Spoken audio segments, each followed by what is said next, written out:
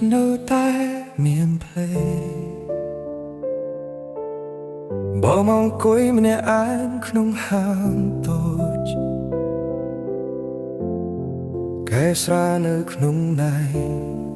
តែលុះស្ដែលនៅក្នុងចិត្តគឺអូនមិត្តភក្តិតែញញឹមជុំវិញឈៀងរំដោយមិនខ្វល់អ្វីតែចិត្តបងនៅតែឈឺព្រោះអូនមិននៅក្បែរបងផឹកមួយកែវដើម្បីភ្លេចរឿងយើងតែភ្លេងមួយបទបែរជាធ្វើឲ្យបងនឹកអូនផឹកមួយកែវច្រៀងមួយបទបំភ្លេចអូនមួយភ្លែតតែច្រៀងចិត្តចាប់បានដល់ភ្នែកក៏ហូរមកផឹកមួយកែវច្រៀងមួយបទលាក់ការឈឺក្នុងចិត្តរូគេគិតថាបងសប្បាយតែតាមពិតបងកំពុងឈឺចាប់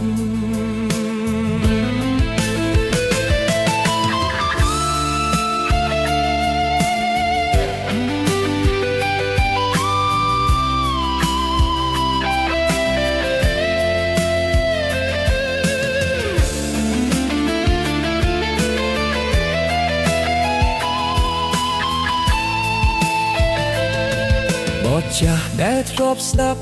ជាមួយអូនថ្ងៃនេះបងច្រៀងអ្នកឯង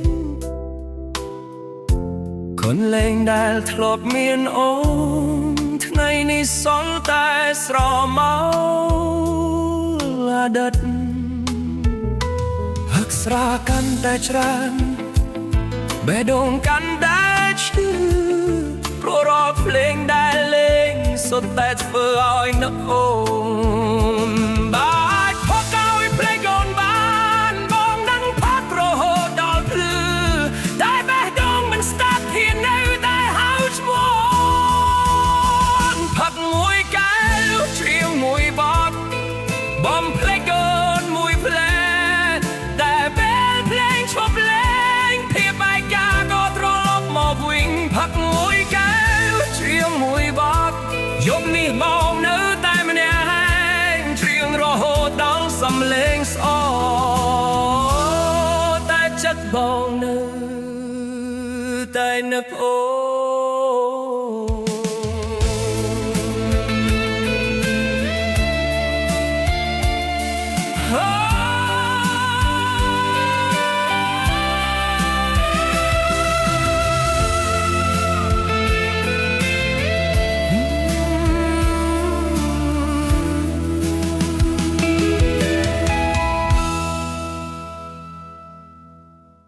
យប់ស្ងាត់នៅតែមានភ្លេង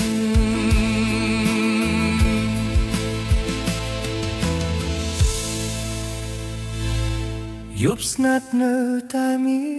នភ្លេង